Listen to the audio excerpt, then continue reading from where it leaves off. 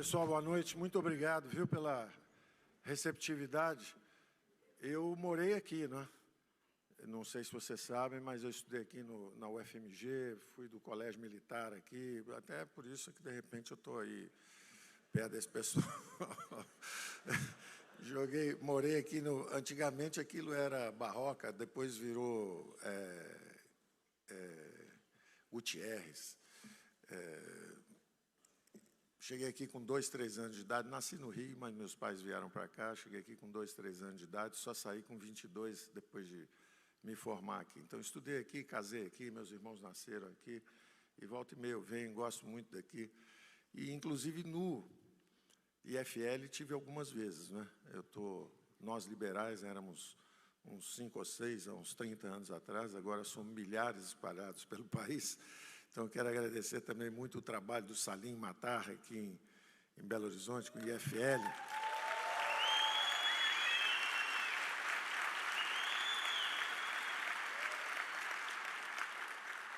Andou plantando liberais pelo Brasil inteiro, né? Então, temos o IFL em Espírito Santo, Rio de Janeiro, para toda parte. Eu fundei lá no Rio o Instituto Milênio na época, chamei o Salim para nos ajudar lá. O Salim, depois de uns 2 anos, 3 anos, falou: esse negócio está muito devagar, está plantando pouco liberal, eu quero plantar mais rápido. Aí veio para cá e criou o IFL. Então, nós estamos juntos há muito tempo. E eu queria dar um relato para vocês, um panorama para vocês, bastante diferente do que muita gente está achando. Eu estou observando um processo no Brasil de hoje que eu chamo de a dinâmica de uma grande sociedade aberta. O Brasil tem uma democracia vibrante, ela está se desenvolvendo já aí há uns 30 e poucos anos.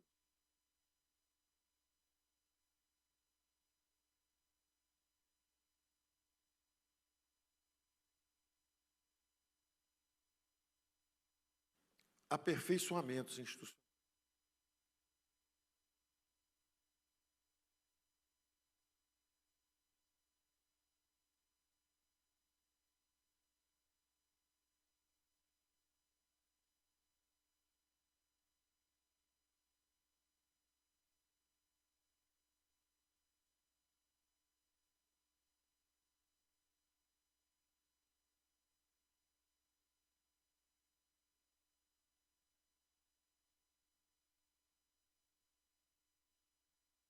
Social-democracia, giramos sempre à esquerda, demos uma volta ao mundo, chegamos ao mesmo lugar, e o lugar era o dirigismo corrompeu a democracia e estagnou a economia. O lugar era uma economia que crescia 7%, baixou para 5%, baixou para 2% e praticamente estagnou. E, ao mesmo tempo, como sempre acontece, quando a intervenção do governo cresce demais, ela começa a corromper as instituições. E, principalmente, o foco da corrupção eram as empresas estatais. Então, o Mensalão foi nos Correios, o Petrolão na Petrobras, houve corrupção e desvio também na Caixa Econômica Federal. Então, os escândalos começaram a se multiplicar, foram ficando escândalos bilionários, e aí, quando a população vota fora do eixo,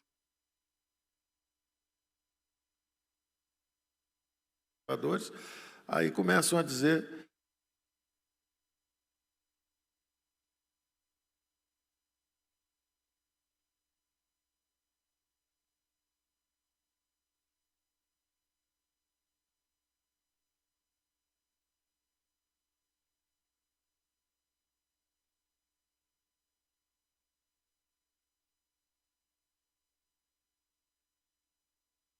nos costumes e os liberais.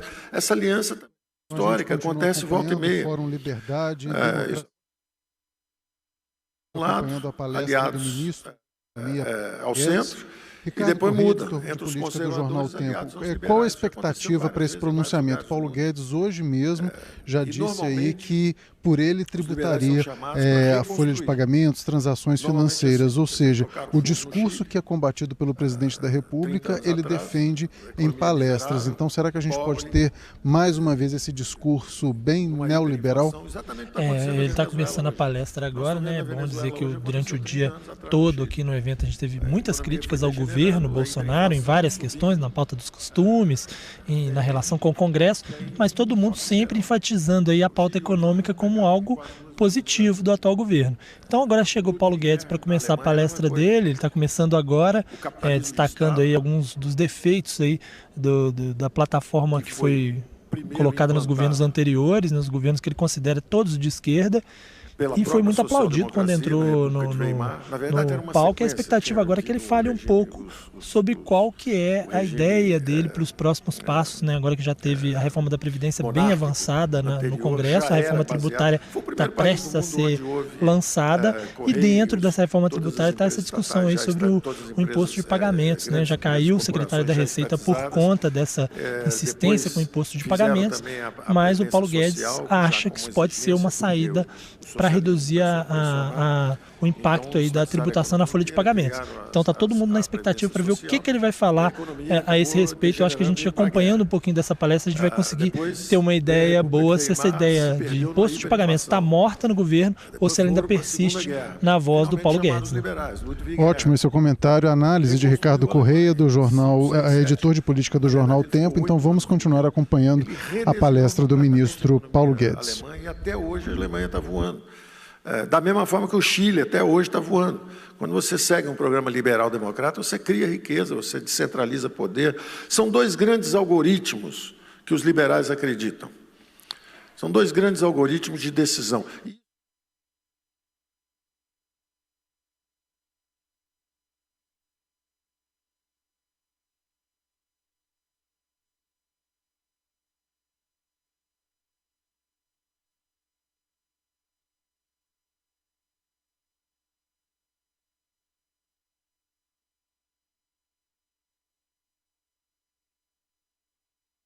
E cria uma economia de mercado. A França não conseguiu fazer isso até hoje, então ela se perde.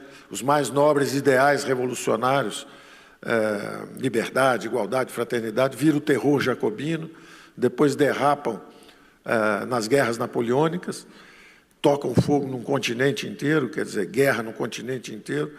Então, o sujeito fracassa dentro de casa, procura um inimigo.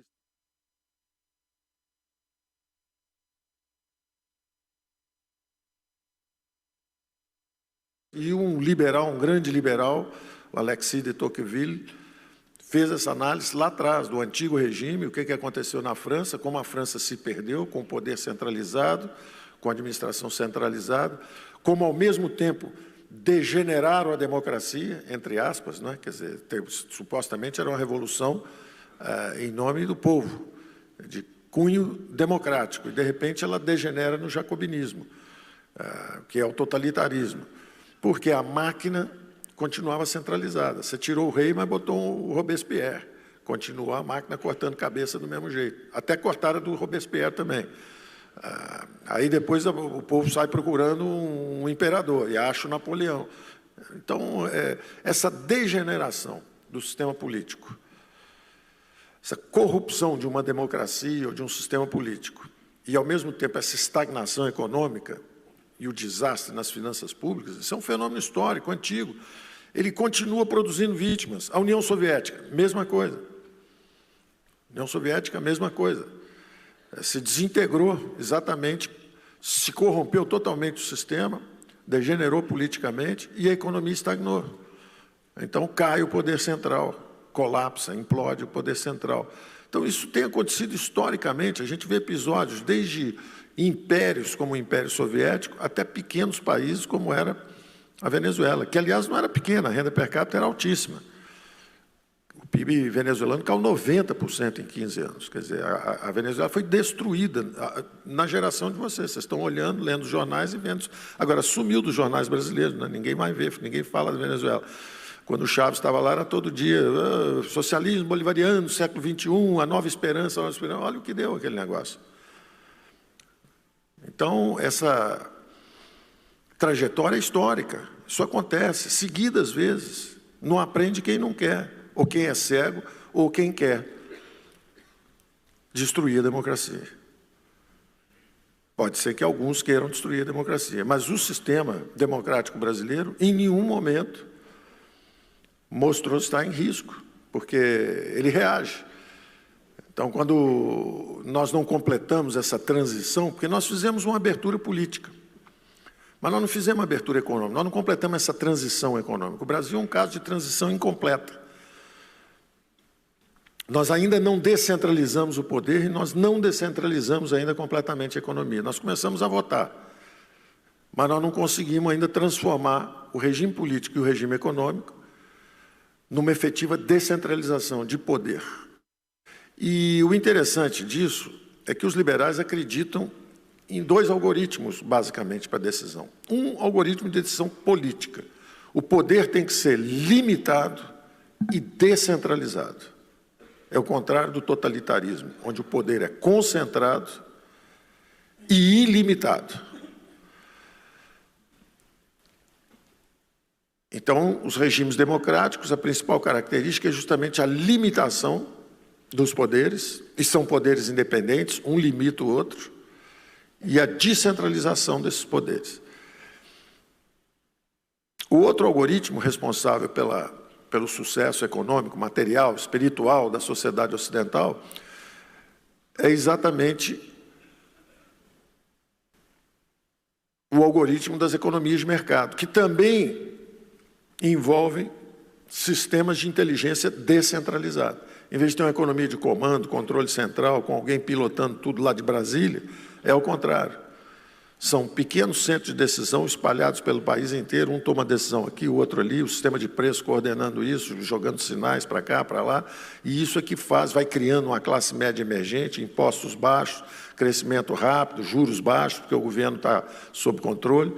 Isso vai criando uma classe média empresarial, uma classe média forte, e isso garante, inclusive, a estabilidade política, porque são sistemas inteligentes e descentralizados, tanto politicamente quanto economicamente. Então, o Brasil não conseguiu ainda fazer essa transição. O Brasil continua órfão do poder central, tudo depende do poder central. Agora, nós estamos avançando muito, e nesses últimos 20, 30 anos, os poderes foram se desalinhando, se tornando independentes. Antes tinha executivo, judiciário, legislativo, tudo pendurado, todo mundo respondendo à ordem lá de cima, hierárquica. Esses poderes começaram a se declarar independentes. É natural que tenha essa pressão toda que nós estamos vendo agora. Quer dizer, o legislativo se tornou independente do executivo. Aí o executivo tentou comprar a sustentação parlamentar. Despertaram o judiciário, que prendeu os dois, prendeu quem comprou e quem vendeu sustentação parlamentar. Então, nós estamos assistindo a um épico de desenvolvimento institucional, um processo impessoal, cada um fazendo sua parte, de vez em quando um tenta invadir o território do outro. Então, o Supremo, às vezes, acha que o Ministério Público está avançando demais, está entrando, ameaçando a privacidade das pessoas.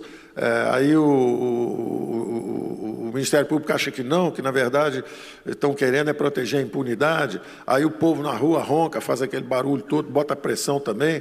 E esses espaços vão sendo definidos. Nós estamos assistindo uma democracia em funcionamento. Os poderes independentes, cada um tentando limitar o poder do outro, para garantir um equilíbrio de poderes. Uma democracia vibrante, que antigamente só pulava na perna esquerda, era um saci pererê, só tinha a perninha do lado de lá.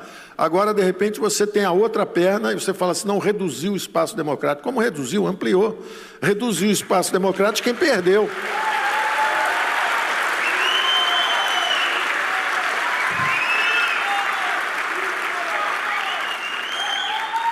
Se você é social-democrata, reduziu o seu espaço democrático. Você agora é 49%. Antigamente você era 51%. Você agora perdeu. Vai para o banco, descansa um pouco. Saiba viver uma democracia. Democracia você não ganha sempre, você às vezes perde. Inclusive, se você ganhar sempre, vai para 100% do PIB de despesa pública. Subiu sem parar.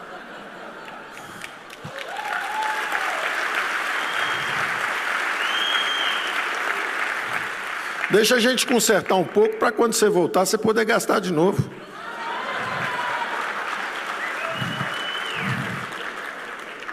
Então, depois de 40 anos de expansão ininterrupta de gastos públicos, saíram de 18% do PIB para 20%, 22%, quando os militares saíram já estavam em 24%, 25%, aí entra o governo Sarney primeiro, quando sai já está em 30%, entra o Fernando Henrique, quando sai está em 32%, sai o Lula com 36%, sai a Dilma com 45%, até onde ia isso?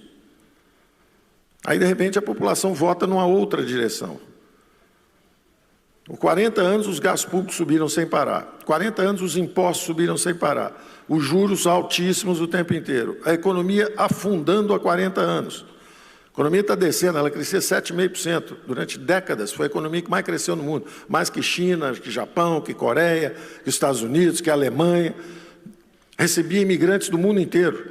A segunda maior colônia de italianos fora da Itália, a primeira maior colônia de japoneses fora do Japão, a terceira maior colônia de alemães fora da Alemanha. O país recebia gente do mundo inteiro crescendo aceleradamente. Aí começa a desacelerar. Vai descendo, no final do governo militar já está a 5%, sai de 7 e pouco para 5%, a inflação subindo, os gastos subindo, os impostos subindo, e o país desacelerando. E eu usei essa imagem algumas vezes, uma baleia ferida, uma baleia enorme, poderosa, forte, querendo se mexer, um arpão, 2 arpões, juros altos, outro arpão, impostos altos, outro arpão, fecha essa economia. Foram sufocando, ferindo a baleia. Aí ela, de repente, começa a parar de se mover. Está aí parada, os últimos 6, 7, 8 anos, ela cresce abaixo de 1%, em média. Porque ela cresceu um ano, 2, depois caiu 3,5%, depois cresce 1 de novo. Então, em média, ela está crescendo 1% ao ano. Aí a gente entra em 5, 6 meses, não houve entrega, não estão fazendo nada, o Brasil não está crescendo, a baleia não viveu, a baleia não está viva. Claro que não, rapaz, você matou a baleia, pô. Nós estamos tentando reanimar a baleia. Dá um tempinho para a gente.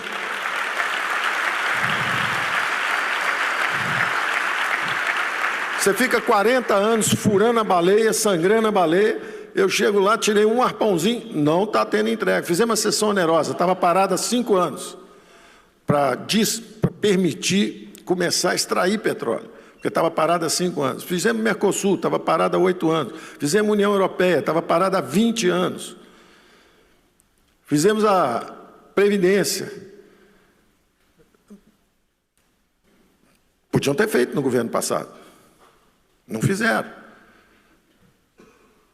Alguma coisa estava faltando. Senso de urgência? Ou nós explicitarmos que, na verdade, estávamos defendendo as futuras gerações. Estava faltando alguma coisa no discurso. De repente, milhões de pessoas foram às ruas e defenderam a Previdência. Milhões de pessoas nas ruas. Isso é inédito. Eu não me lembro de caso, em qualquer país do mundo, 1 milhão de pessoas em cada capital brasileira dizendo, por favor, façam a reforma da Previdência. Isso é uma demonstração de maturidade extraordinária da opinião pública brasileira. Eu nunca vi as pessoas irem à rua dizendo, olha, podem nos sacrificar, cortem um pouco, queremos consertar, queremos nos sacrificar em favor das futuras gerações, nossos filhos e netos. Então, o Brasil é uma democracia madura, vibrante, enorme espaço democrático. A centro-direita está se manifestando, está conseguindo fazer reformas com apoio temático, quer dizer, o tema é sério, é a Previdência, o Congresso ajuda, a Câmara de Deputados e o Senado estão ajudando, as reformas estão começando a andar. Vem aí agora o saneamento, veio a Lei da Liberdade Econômica, vem as privatizações com o Salim.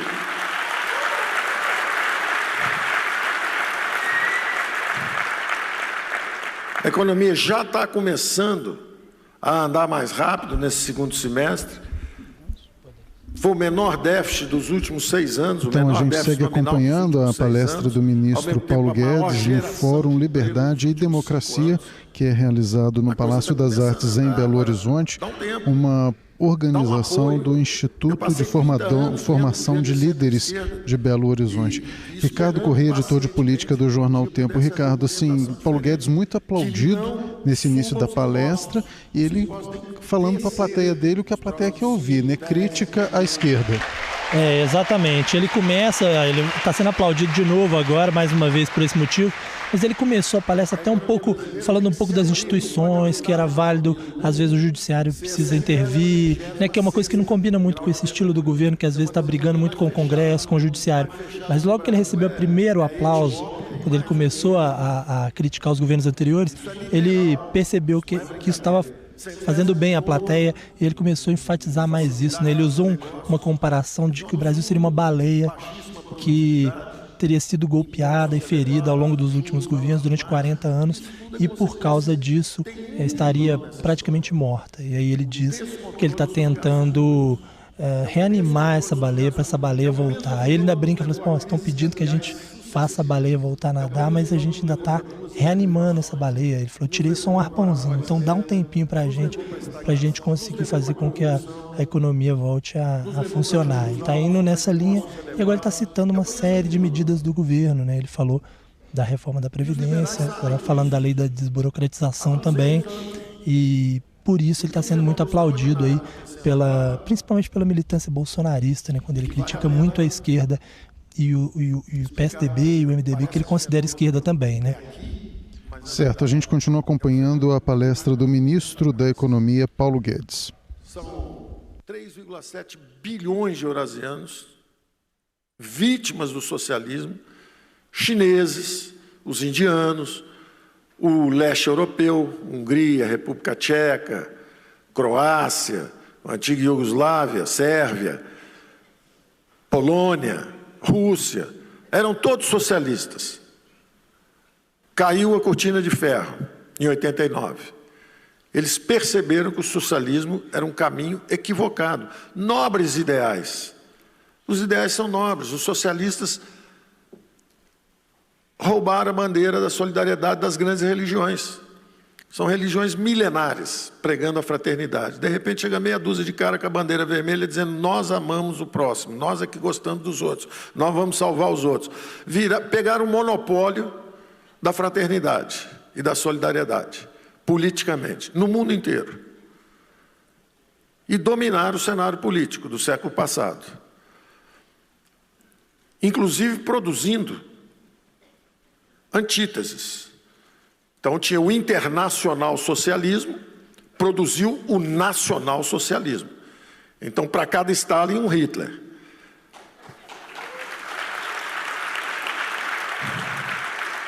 A reação ao internacional socialismo foi o nacional socialismo. Os dois com economia de comando, os dois com economia dirigista, os dois totalitários, os dois corrompendo regimes democráticos ou qualquer coisa alternativa que surgisse. Os dois perseguindo os liberais, os dois tentando acabar com o centro.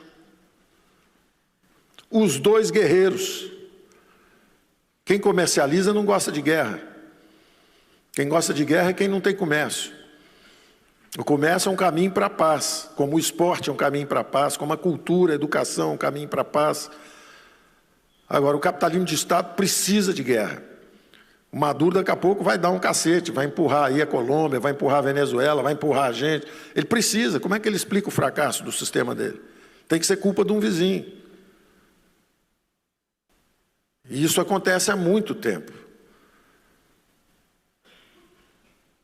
Então, nós no Brasil assistimos a uma democracia forte, robusta, que absorveu toda essa pressão, foi para uma hiperinflação sem se perder, ainda no regime democrático. Foi para uma moratória externa sem se perder, ainda no regime democrático. Sofreu corrupção sistêmica, sem se perder, ainda no regime democrático. Elege alguém contra o establishment e de centro-direita, uma aliança de conservadores e liberais. Por que tem risco? Não tem nada em risco. Agora espera 4 anos. Daqui a 4 anos faz a barulheira, toca a buzina, faz tudo outra vez, mas deixa os caras governarem um pouco.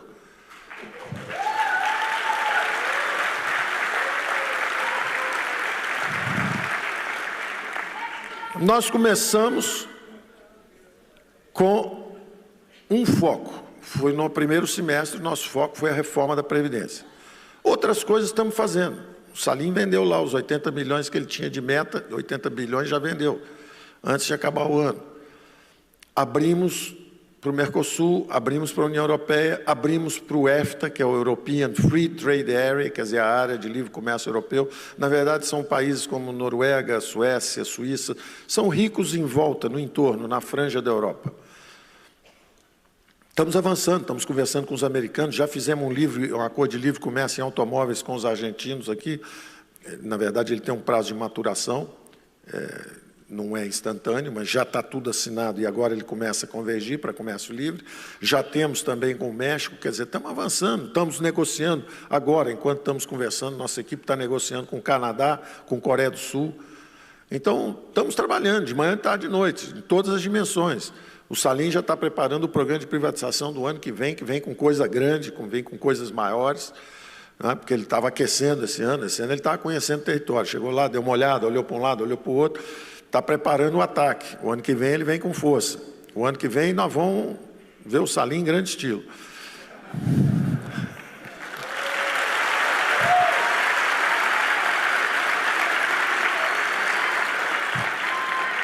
Estamos desestatizando o crédito.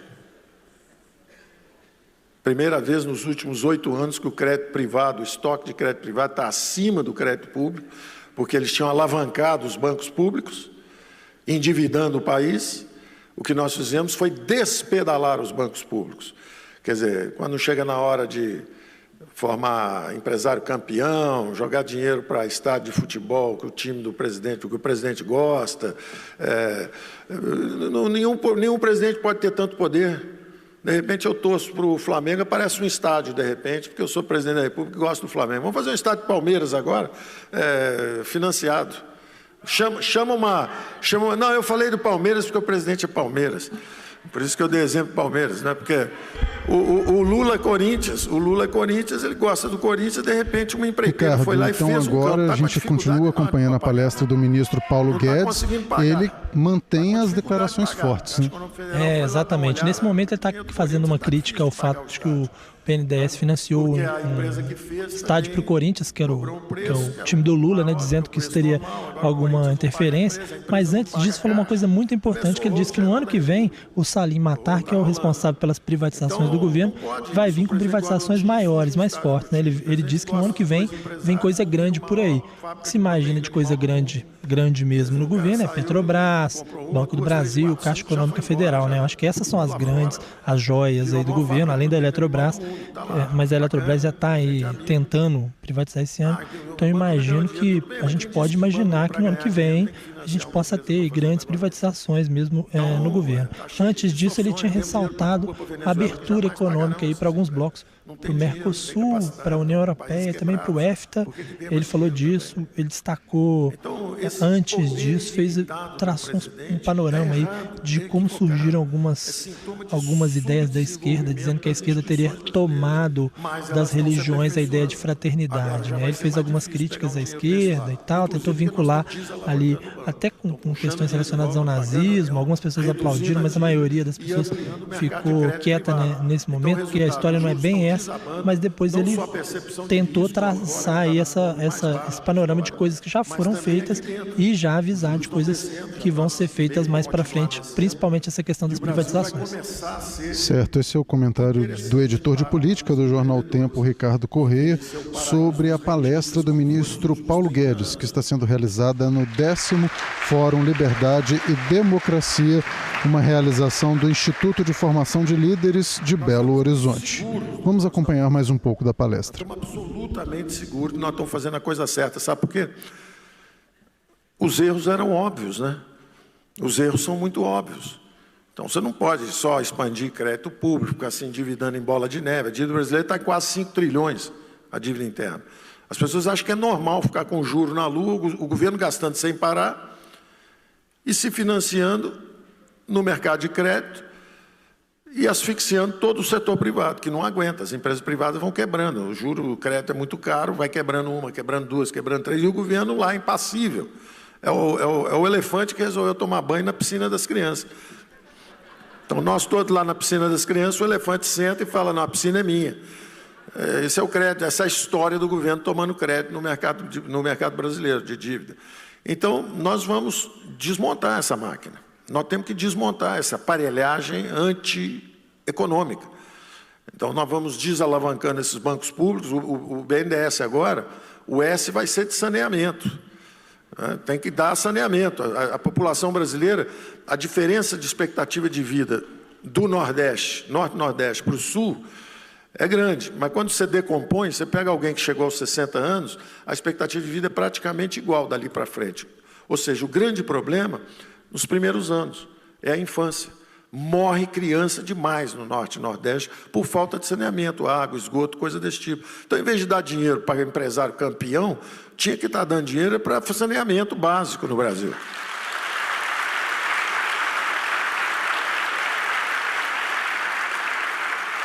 Mas quando você dá dinheiro para a empresa campeão, ele depois financia sua campanha eleitoral. Então, fica tudo legal. Você dá o dinheiro público para ele e ele depois te ajuda no financiamento de campanha. E aí aparece essa confusão que está aí.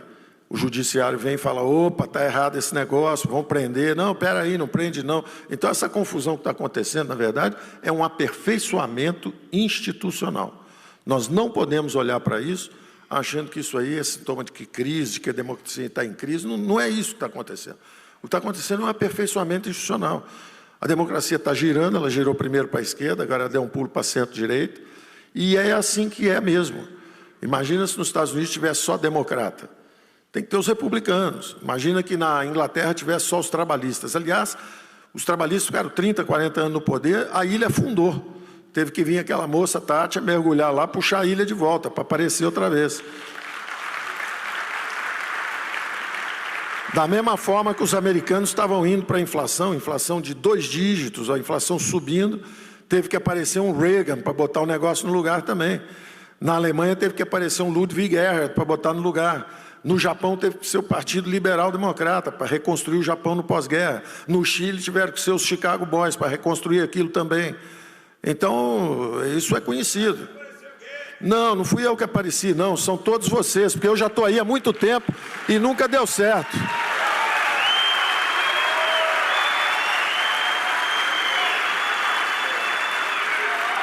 Quem apareceu,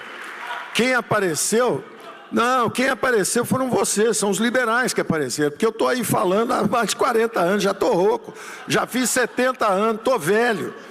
Agora, antigamente você falava e tinha 5, 95 vaiando e 5 pensando a respeito. Agora não, agora nós estamos por aí, está cheio de gente nossa que está percebendo o que tem que ser feito. E graças a esse tipo de trabalho também. Esse trabalho de as pessoas, olha, tem aqui o liberalismo, é uma proposta super razoável, é culturalmente bem mais sofisticado. Fazer um socialista leva 10 minutos. Fazer um liberal, no mínimo 20 anos.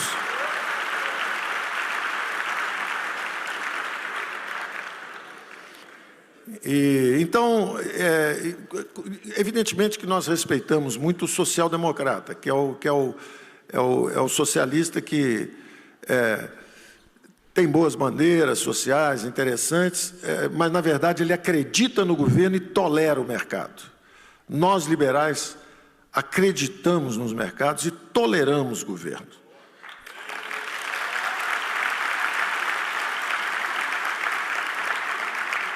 Sabemos que os governos são necessários para colocar as regras do jogo, sabemos que os governos são necessários exatamente para ajudar os mais frágeis que caíram, sabemos que os governos são necessários para fazer a regra do governo representativo, respeitamos muito os governos, mas não como os geradores de riqueza. Eles, na verdade, fazem as transferências de renda. Eles tributam os que trabalham, os que produzem, para justamente dar uma igualdade de oportunidade aos que ficaram para trás, pelas desigualdades. Isso está tudo muito certo. E é desse equilíbrio que a democracia vive. Tem a turma que produz, tem a turma que faz a coisa crescer, tem a turma que acerta, e tem a turma que vai e ajuda os feridos que estão combalidos e ficaram para trás. A sociedade precisa dessa diástole. e síntese, diástole e síntese. Abre, fecha, você precisa desse mecanismo de... Aliás, não é nem a diástole e síntese, que é muito mais o processo que nós vivemos, que foi uma sístole política, fechamos, uma ordem política fechada, estamos fazendo a diástole. Nós precisamos, na verdade, dessa alternância de poder, que é justamente um pouco mais de governo, excessos, encolhe o governo de novo, deixa o mercado funcionar mais, agora excessos, vamos de volta. E, na verdade, nada disso era preciso se todos estivéssemos juntos, porque aí você pode fazer o crescimento e a distribuição de oportunidades ao mesmo tempo. Mas como existem tribos, como um bota a camisa do Cruzeiro e outra do Atlético, tem que ir para o jogo e um tem que ganhar. De vez em quando ganha um, de vez em quando ganha o outro. Mas o ideal é que tivesse com a camisa da seleção brasileira. E aí dá para consertar o país, porque o país, no caso, é uma seleção brasileira.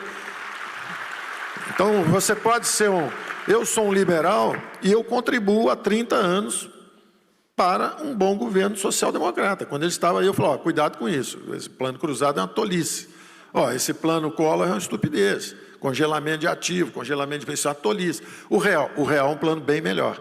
Monetário, 10. Fiscal, 0.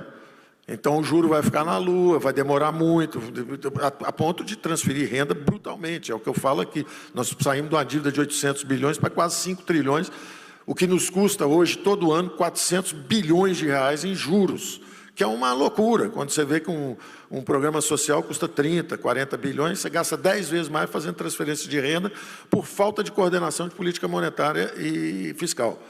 Então, o plano real foi um plano brilhante do ponto de vista monetário, mas foi um desastre do ponto de vista fiscal. Ele não teve o apoio fiscal. Ficou tudo em cima do Banco Central. É como se você estivesse dirigindo um carro, você pisa no acelerador com o pé direito e pisa no freio com o esquerdo o tempo inteiro. É uma tolice. Você vai dizer, olha, é o Emerson Fittipaldi aqui com o pé direito aqui, estamos correndo bastante. E o tranca-rua, o caboclo tranca-rua com o pé no freio. O carro vai ficar rodando, vai ficar derrapando o tempo inteiro. Então, era muito melhor você pisar mais devagar num só e seguir.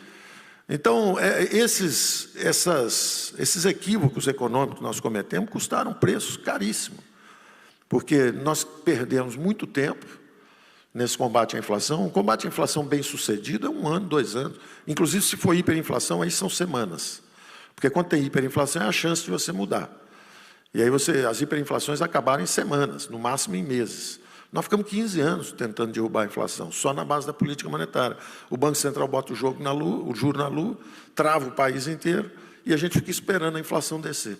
Aí ela desce, 70, 60, 55, 42, 37. É como está a Argentina hoje, com 37, mas está no caiu do 14º, está no 8º andar, ainda não bateu no chão, mas está descendo, vai descer, um dia chega lá. Então, esse tipo de paciência que nós liberais tivemos com a social-democracia, nós gostaríamos que eles tivessem. Brincar aí 30 anos disso, espera 3 anos, dá 1/10 do que nós demos para vocês de vantagem, de tempo, deixa só 3 anos a gente trabalhar, vamos ver o que acontece no final. Entendeu? Então, eu acho que nós temos que ter uma certa paciência. Nós temos que persistir na direção, nós não podemos desistir, nós temos que ir na direção certa. O Brasil já vai mostrar a resposta. O sistema político está funcionando, por mais que digam, a verdade é que tinha... Quando é que o espaço democrático era grande? Quando tinha corrupção? Quando é que o espaço democrático era enorme? É quando só elegia a esquerda? Por que diminuiu o espaço, se agora alguém diferente entrou? Eu repito isso sempre. O que vale mais, bons modos ou bons princípios? Está cheio de gente de bons modos e péssimos princípios, dirigiram o Brasil anos. Então nós temos, a palavra-chave é tolerância. Acusam de violento quem foi esfaqueado. Nunca esfaqueou ninguém. Né? E a violência está... Eu vi a campanha, na campanha era centro-direita, era uma opção de jovens, todo mundo brincando, festa, não vi violência nenhuma. Do outro lado, juntava 20 caras com a camisa vermelha, pedaço de pau, batendo em carro, batendo em tudo, quebrando cidade, quebrando banco, quebrando... Que violência? Diminuiu a criminalidade 10%, 15%. O desmatamento está abaixo da média dos últimos 15 anos. O Brasil funcionando. Que história é essa de que não está funcionando a democracia brasileira? Que história é essa? Onde é que as pessoas estão com a cabeça? O que querem fazer com o Brasil? Não acreditam no que nós mesmos fizemos? Nós estamos fazendo democracia há 30 anos, nós vamos ter medo de quê? Somos todos democratas, não quero saber se é direita, se é esquerda, se não tem, somos todos democratas. Então não há nenhuma razão para ficar nesse baixo astral que está, uma insegurança danada, e falar, não, porque estou aí, nada disso, a economia vai começar a andar. Está começando a andar agora, o ano que vem vai andar mais rápido ainda.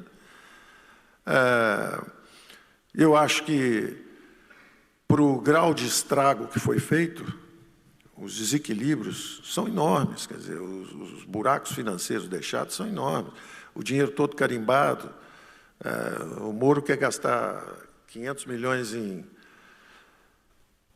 na Força de Segurança Nacional, mas não pode gastar, porque não tem orçamento para isso, mas, ao mesmo tempo, tem um fundo penitenciário que tem 1 bilhão e 500 milhões e ele não pode pegar o dinheiro. O Caiado, o Estado de Minas está quebrado, aliás, Minas está quebrado também, né? O Zema, vocês devem ter visto o Zema falando aqui, conversa boa, cara sério, quer consertar, liberal, vai vender as estatais, vai andar para frente, daqui a 2, 3 anos, Minas está em outra situação. Eu tenho certeza, nós vamos dar todo o apoio, porque é um cara que quer fazer a coisa certa.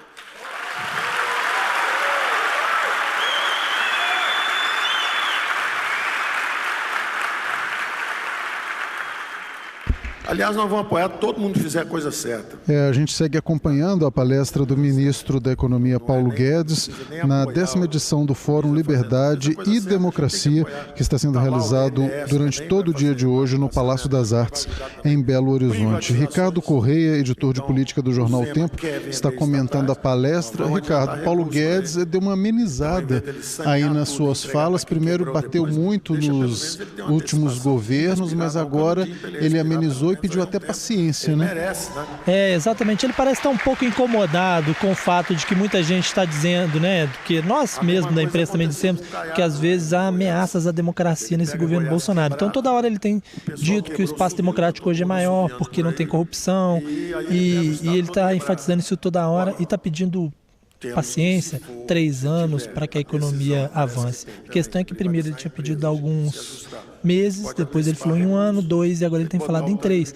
E ele está um pouco irritado com essa cobrança aí de que ele rapidamente dê resultados na economia, né? Ele fez uma análise longa sobre os planos econômicos para dizer que todos eles deram errado, até o real, que ele elogia. Na área monetária ele diz que houve um problema fiscal que fez com que os juros subissem muito, mas depois ele fez um destaque de que é preciso estar todo mundo junto. Ele deu o exemplo de que pessoas com a camisa do Cruzeiro e do Atlético deveriam estar com a camisa da seleção para apoiar o Brasil, né? E agora ele fez um elogio muito enfático ao governador Romeu Zema, né? Falou que o Zema é um cara sério, um liberal que vai vender as estatais, que ele tem certeza de que Minas vai estar muito bem e que o governo federal vai apoiar Minas Gerais. Então, foi muito aplaudido nesse momento em que ele elogiou o Romeu Zema. Ok, obrigado, Ricardo Correia. E agora o ministro Paulo Guedes começa a dizer quais são os projetos que, segundo ele, vão tirar o Brasil dessa crise. Vamos acompanhar. Por exemplo, quando fizemos a reforma da Previdência, em 10 anos, quase 1 trilhão, 900 bilhões. Só que em 20 anos, 3 trilhões e meio. Em 25 anos, 4 trilhões de despesas. Então, nós conseguimos reduzir esses gastos em pelo menos 4 trilhões quando você joga lá para frente. Em 10 anos, 1 trilhão. Isso dá uma clareada no horizonte fiscal. O Brasil não está mais, não é uma explosão certa. Veja, nós não consertamos o déficit. Nós só impedimos a explosão total. Tudo isso são cortes de despesas futuras, a gente não cortou nada ainda. Nós só impedimos o colapso total. O Brasil ia ser engolido. E as aposentadorias iam acabar. Acabaram as aposentadorias, acabaram o salário de funcionalismo, acabou o funcionamento de saúde, educação, acabou tudo. Porque, irresponsavelmente, um sistema como esse, que tem uma bomba relógio dentro, não foi ajustado por mais de 20 anos. Ficaram mais de 20 anos sem fazer o ajuste que tinha que ser feito. Então, quando nós desarmamos essa bomba, nós só garantimos um tempo para trabalharmos. E, na mesma hora, os mercados reconheceram isso, os juros começaram a descer, a economia já começa a se movimentar um pouco mais e a gente prossegue com as reformas. Nós vamos prosseguir com as reformas. Qual seria a segunda? O Pacto Federativo. Então, a nossa ideia era atacar as despesas. Primeiro, as despesas da Previdência e agora, no segundo semestre, vamos atacar as despesas com os outros componentes, que são exatamente as despesas com a própria máquina. Então, são salários excessivos de funcionalismo, e não vamos tirar salário de ninguém, não, é só não deixar aquele descontrole. Enquanto o Brasil estava indo para o inferno, justamente quem tinha as melhores aposentadorias e os melhores salários de estabilidade de emprego estava recebendo aumentos reais. Todo ano, aumentos reais. As empresas de saneamento público aumentando as tarifas do serviço de água e esgoto para dar aumento de salário para eles mesmos. E os investimentos de saneamento caindo. Então, as empresas estatais acabaram aparelhadas politicamente, quebradas financeiramente, sem capacidade de investimento e impedindo os investimentos privados. Porque aquilo ali, o setor público está sentado ali, é aquele negócio, não caga nem sai da moita. Tá certo? O cara senta lá na moita, a moita da eletricidade é minha. Senta uma estatal lá e fala, é minha. Ninguém investe. E você vai investir? Também não, não faço nada. Mas não sai da moita, a moita é minha. Isso está acontecendo em saneamento, em eletricidade, né? Geração de energia elétrica, distribuição de energia elétrica, distribuição de gás. Então, nós estamos quebrando monopólios. Nós quebramos um monopólio duplo agora, por exemplo, para dar o choque da energia barata. Nós chegamos na Petrobras e falamos, olha, não somos nós, é todo um arranjo de instituições funcionando. O CAD apertou a Petrobras e falou, vem cá, você vai ficar aí sentado em cima do gás, queimando gás, a gente fura o petróleo, sai o petróleo junto com o gás, a Petrobras queima o gás. Não vamos queimar o gás, vamos aproveitar, vamos botar aí dutos, vamos transportar esse gás para a costa e vamos transformar isso em poder de termoelétricas. Vamos fazer termoelétricas aqui. Então, abre mão do monopólio, deixa mais gente explorar esse negócio. Aí a ANP vem também, aperta a Petrobras, aí a Petrobras resolve, aí vende a distribuidora de gás que ela tinha também, a TAG, aí o Supremo Tribunal diz, não, espera aí, não pode, aí a gente vai, conversa com o Supremo, por que não pode? Não, não pode, porque tem que ter uma legislação específica, então vamos fazer legislação. Aí foi aprovada a legislação, o Supremo também colaborando. O Supremo dizendo, olha, ok, se for para vender subsidiária, não precisa pedir permissão, pode vender. Agora, se for para acabar com a matriz, aí sim, tem que vir aqui, tem que fazer uma lei. Ok, beleza, vão vender as subsidiárias. Essa a gente não precisa pedir autorização.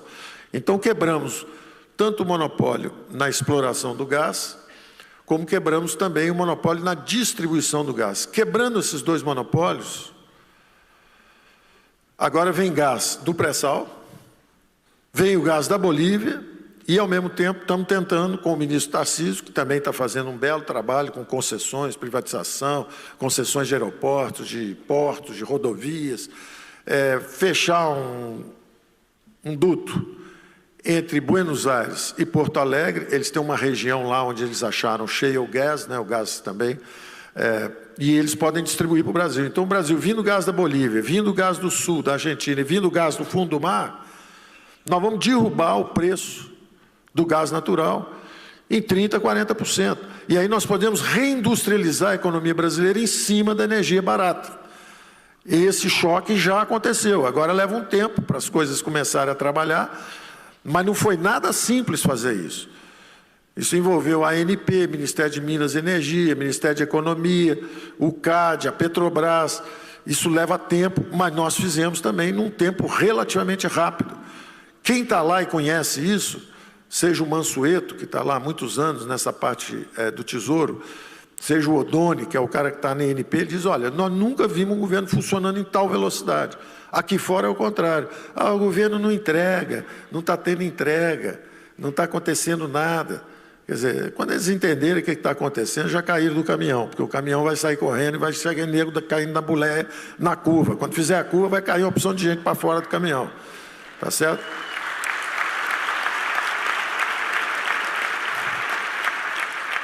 Leva algum tempo, a gente sabe disso. O nosso primeiro ano era um ano de sacrifício, é um ano de plantar, sacrifício. Achamos que o segundo ano, que é o ano que vem, a economia já está se movendo bem melhor. Terceiro ano já decolou e quarto ano está em velocidade cruzeiro. É o que a gente acha que vai acontecer. Não queremos cair no problema que a Argentina caiu, de hesitar no primeiro ano, hesitar no terceiro, no final está tudo degringolando. E aí a tragédia final, volta os que quebraram. A turma que quebra, volta para acabar de quebrar, para ter certeza que vai... Eu não posso falar isso porque é um governo novo que vem aí. Eu tenho que fazer assim e dizer que estamos juntos.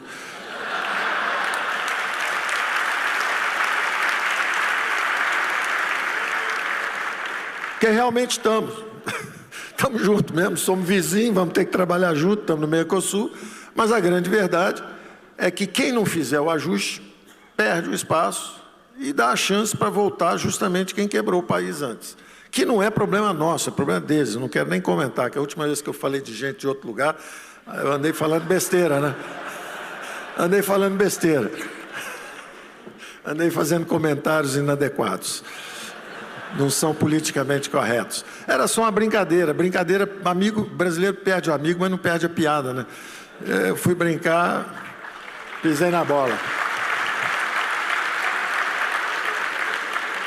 Mas, então, nós estamos agora no segundo semestre, nós estamos tentando focar, nós estávamos com a nossa agenda sendo muito transparente. Aprovado, a ideia é que ia ser aprovada a reforma da Previdência ainda no primeiro semestre.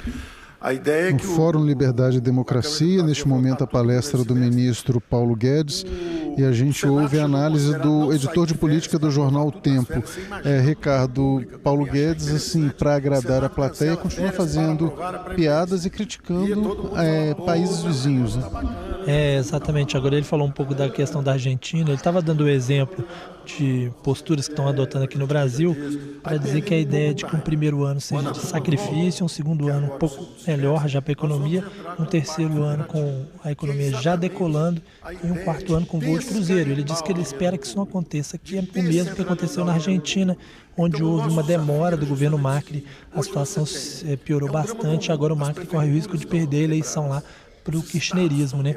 E aí ele faz uma crítica ao kirchnerismo, ele diz que vai voltar quem quebrou o país e tal. Ele diz que ele tem que dizer que está junto, né? Porque é um governo novo, mas deixa claro que não está junto nada. E depois ele fala que não vai ficar comentando muito sobre outros países para não acontecer o que aconteceu recentemente, quando ele fez uma piada de mau gosto com a mulher do presidente da França, né?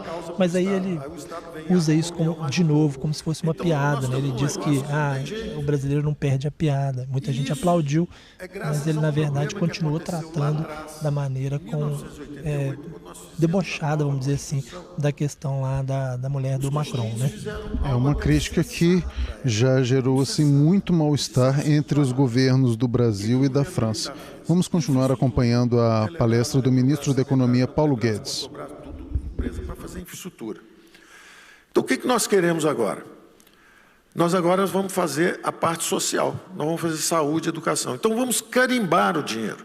Vamos carimbar. Agora tem que gastar em saúde e educação, em vez de infraestrutura. Isso era muito sensato à época.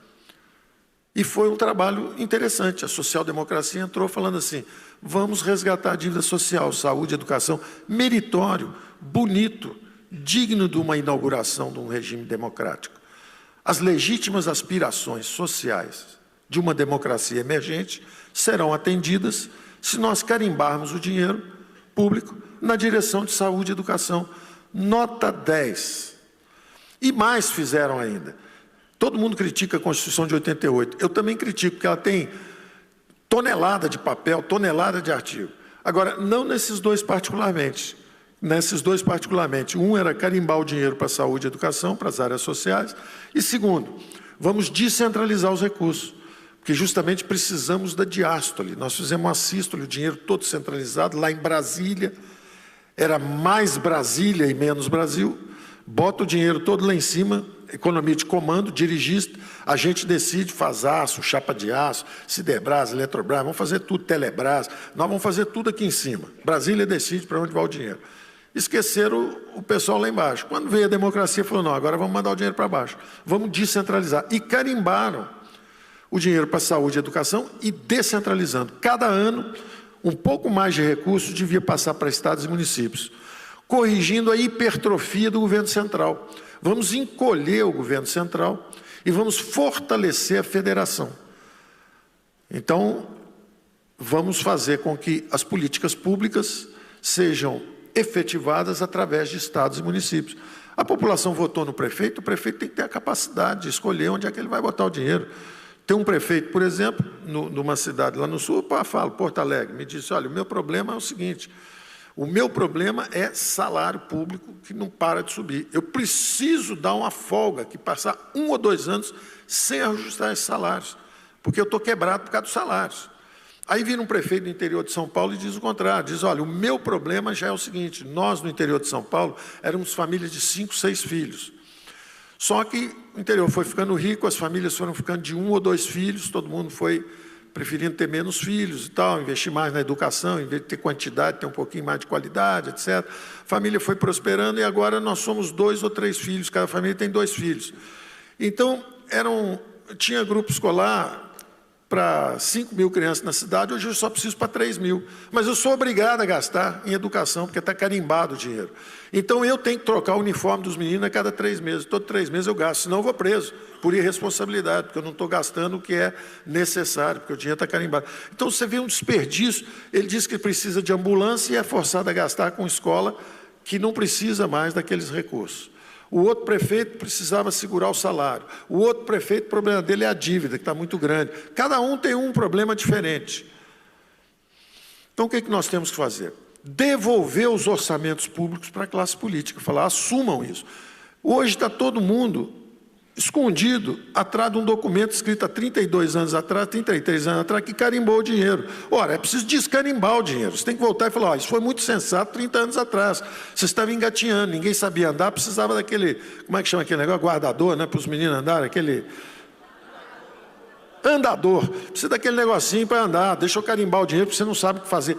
30 anos de democracia, será que os caras não aprenderam o que tem que fazer? Onde é que gasta, onde é que não gasta? O sujeito acabou de ser eleito, ele é um representante da população, ele foi eleito para resolver o problema. E ele não controla os orçamentos, está tudo carimbado, tem que ser tudo gasto já em definições pré-acordadas, ele não tem o que fazer. Aí fica todo mundo de pires, correndo para Brasília, atrás do ministro, o ministro pega um sacão de dinheiro, sai correndo de um lado para o outro, todo mundo correndo atrás dele. Está errado esse negócio. Esse negócio está errado, inclusive porque o saco do cara não tem mais dinheiro também não, acabou o dinheiro dele. Então, você tem que descarimbar os orçamentos públicos e descentralizar esses recursos. Esse é o Pacto Federativo. Nós vamos desindexar, vamos desvincular. Então, esse dinheiro desses fundos que estão parados, o ministro Tarcísio, outro dia, está pedindo 60 milhões para acabar uma estrada e ele tem fundos de 20 bilhões congelados. Ele não pode meter a mão lá, porque aquilo lá tem destinação prévia estabelecida. Juntou uma criatura do pântano, um burocrata corrupto e um pirata privado, criaram um negócio 30 anos atrás. O pirata privado já mora em Portugal, já foi embora com o dinheiro todo, a criatura do pântano já morreu, o burocrata já mudou para Miami e o fundo está lá com o dinheiro travado. Então, nós queremos pegar esses 280 fundos e entregar para a classe política. Falar, senhores, tem aqui 280 fundos, o que vocês querem fazer com esse fundo? Esse fundo aqui serve? Não, esse é ruim. Ok, desvincula e entrega para os governadores. Esse outro fundo? Não, esse é ótimo. Ok, mantém o fundo vivo. Esse outro fundo aqui? Então, isso enobrece uma classe política. Imagina uma classe política que passa um ano discutindo todos os fundos, discutindo o desbloqueio dessas verbas, quanto é que vai para a federação, quanto é que fica no governo central, como é que é a arrecadação de impostos, quanto que é esse IVA novo que vem aí, quanto que é imposto de renda. Essa é uma agenda riquíssima para uma classe política. Esse exercício é o que os políticos fazem no mundo inteiro. Se a gente fizer o Pacto Federativo, nós vamos dormir no Brasil, nós vamos acordar na Alemanha, acordar nos Estados Unidos, acordar na Inglaterra, nós vamos acordar num lugar onde a classe política todo dia vai trabalhar decidindo para onde vão os recursos públicos.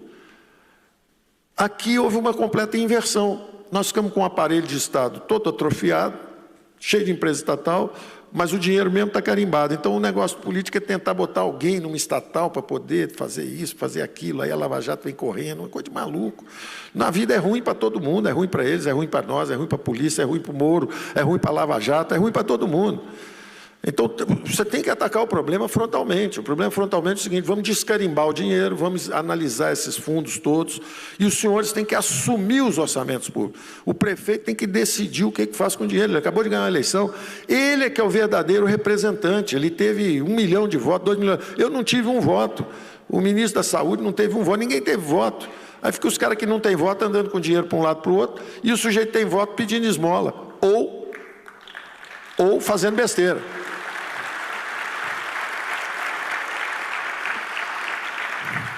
Então, o nosso segundo movimento era justamente ir para o Pacto Federativo. Mas aí houve uma acelerada, aquele negócio, você começa a dançar com a outra pessoa, você não sabe ainda, nunca dançou junto, né? Eu não danço, deve ter bastante tempo. Inclusive porque agora dança todo mundo separado, mas quando eu era jovem você dançava junto. Então você tinha que acertar o passo. E você, às vezes, um pisa no pé do outro, demora um pouco, dependendo do ritmo. E eu acho que aconteceu isso. Nós tínhamos acabado de fazer uma dança boa, que foi o negócio da Previdência.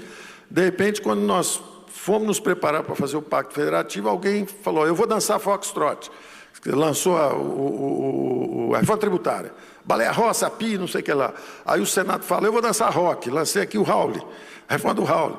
Aí o Bivar, no PSL, também no Senado: eu vou lançar o imposto único. Pô, aí nós olhamos para 3 lados diferentes. Falei: bom, vamos dar uma parada aí, vamos ver o que esses caras querem fazer. A gente conversa com eles, a gente dança com eles, assim que eles resolverem. Qual que é o próximo passo? Então, tem uma questão de timing político. Timing político. Se uma parte quiser fazer, se eu quiser fazer uma reforma do Pacto Federativo e a Câmara e o Senado disserem que não, nós vamos fazer a tributária, eu tenho que recuar e falar: bom, então agora vamos ter que fazer a tributária. Aí, na hora que nós viramos para falar, vamos dar a tributária, o nosso secretário da Receita botou o pé, caiu um piano na cabeça dele. Porque acontece, em política acontece essas coisas. O cara entrou no lugar errado, na hora errada, o piano caiu na cabeça do cara. Só que não dá para dançar, depois de um piano cair na cabeça do cara.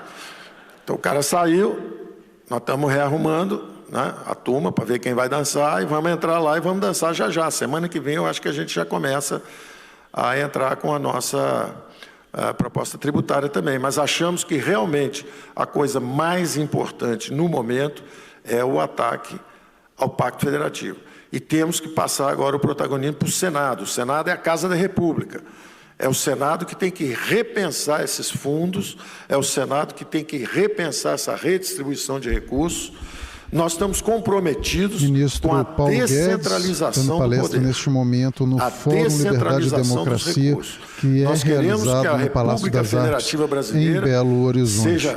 O editor de política Ricardo Corrêa comenta trechos da palestra. Ricardo, ele deu uma cutucada agora no Congresso, né? Exatamente. Ele disse que o governo, depois da Previdência, faria uma discussão do Pacto Federativo, que é uma redistribuição de recursos entre os estados, com os estados e municípios, né? Porque ele acha que prefeitos, governadores devem ter mais poder sobre o orçamento e não ficar com verbas carimbadas. Ele defende, basicamente, uma desvinculação, ou seja, que as verbas não fiquem destinadas especificamente para saúde e educação, mas que cada cidade, cada município e cada estado defina, e que esse dinheiro seja repartido. Mas ele diz que o Senado e a Câmara começaram a discutir uma reforma tributária atropelando essa agenda do governo. Então que eles tiveram que parar um pouco, esperar a resposta, esperar ver o que o Congresso queria com isso, e agora eles vão ter que discutir a reforma tributária primeiro do que a reforma, do que o Pacto Federativo. E ele ainda fez uma referência ao Marco Sintra, né, que caiu, secretário da Receita, dizendo que dentro desse contexto todo foi mais um problema, porque segundo ele colocou o pé fora e acabou caindo um piano na cabeça dele.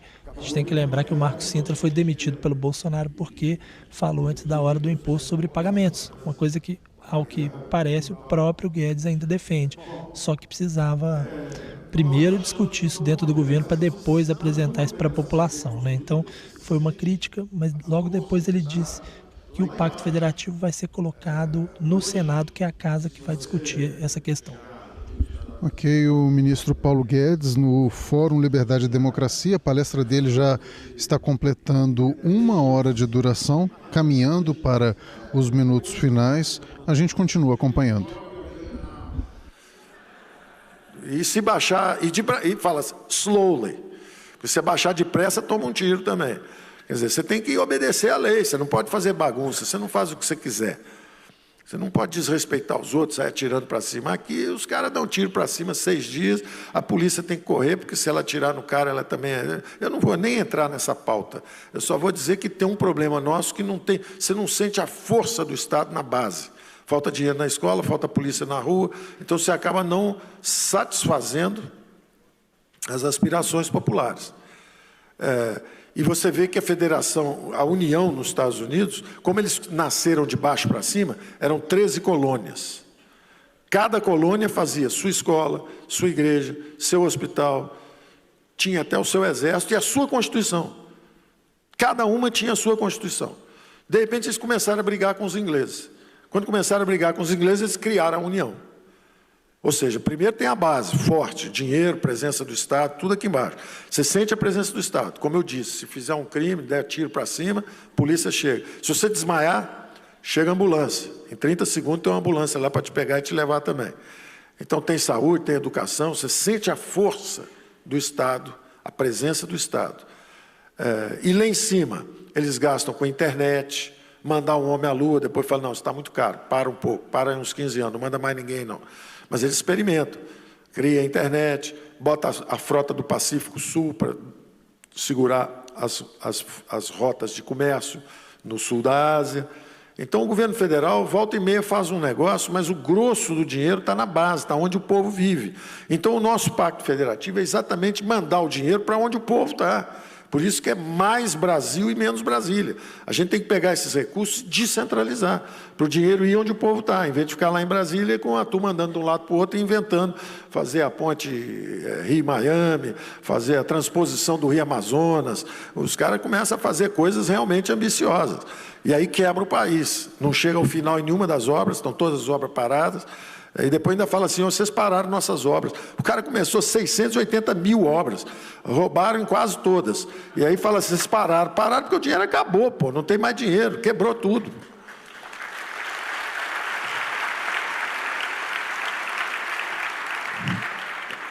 Então, eu fico por aqui, eu vou pedir a vocês apoio para a gente, porque é difícil a coisa, mas ao mesmo tempo... dizer que nós estamos seguros do que estamos fazendo e o Brasil vai começar a colher os frutos desse regime virtuoso nosso, que é uma democracia vibrante, muito brevemente. Muito brevemente nós vamos estar vendo as coisas melhorando. É difícil, não é rápido, não vai sair voando de repente, não tem milagre, mas é um trabalho persistente, seguro e bem direcionado e espero que vocês continuem nos apoiando. Abraço para todo mundo e vamos em frente.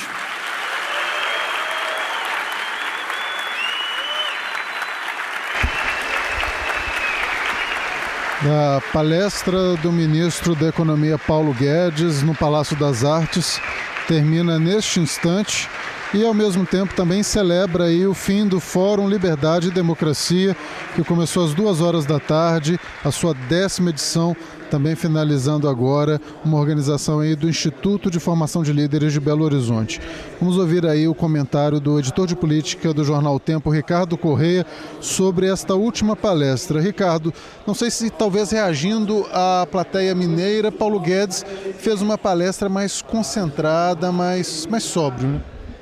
Exatamente. O que eu achei interessante foi porque como a gente dizia mais cedo aqui, durante todo o evento teve muita crítica ao Bolsonaro, ao governo Bolsonaro aqui nesse evento, vários dos palestrantes. E parece que muita gente que estava na plateia defendia o governo e ficou segurando isso o evento inteiro. E quando chegou o Paulo Guedes, destacando a pauta econômica, que é o que no governo Bolsonaro está andando mais rápido, né? Porque a reforma da Previdência já está quase aprovada, a reforma tributária está sendo discutida, liberdade econômica foi aprovada, o pessoal se soltou e aplaudiu bastante, e parece que o Paulo Guedes gostou desse clima e jogou várias iscas para o pessoal aplaudir e tal, mas de fato ele evitou, vamos dizer assim, palavras mais ásperas, coisas que pudessem gerar uma polêmica muito grande nos jornais do dia seguinte, etc. e tal. Claro que ele foi muito crítico, né? Criticou a social-democracia, embora tenha feito alguns elogios ao Plano Real, algumas questões colocadas. fez alguns elogios também à Constituição de 88, mas disse que ela estava ultrapassada em algumas coisas, principalmente nessa questão da vinculação das receitas, e deu o norte, né? O norte do governo, pelo visto, vai ser esse. Depois da reforma tributária, o Pacto Federativo. Claro que é o que todo mundo espera, todo mundo gostaria que o dinheiro estivesse mais com os estados e municípios. Ele diz, o dinheiro vai sair de Brasília e vai vir para os estados e municípios, como se esse dinheiro ficasse represado lá, mas na verdade esse dinheiro vem para os estados de alguma forma, que vai acabar com o Pires na mão, o que é ótimo, né? Cada governo eleito tem o seu dinheiro para gastar e para fazer aquilo que a população da sua cidade cobra. Melhor do que o Pires na mão, sem dúvida nenhuma. Mas não vai cair dinheiro do céu, como se o dinheiro estivesse lá parado e caísse nas comunidades para que as pessoas pudessem ver o Estado ali trabalhando. O dinheiro é o mesmo. O dinheiro não vai mudar de lugar e vai aparecer mais dinheiro. É o mesmo dinheiro. Ele só vai ser entregue a quem tem a responsabilidade por cuidar efetivamente da saúde, da educação, das coisas que interessam ao cidadão, né? Ok, obrigado, Ricardo Correia. E nós finalizamos aqui a nossa cobertura no 10º Fórum Liberdade e Democracia, realizado no Palácio das Artes.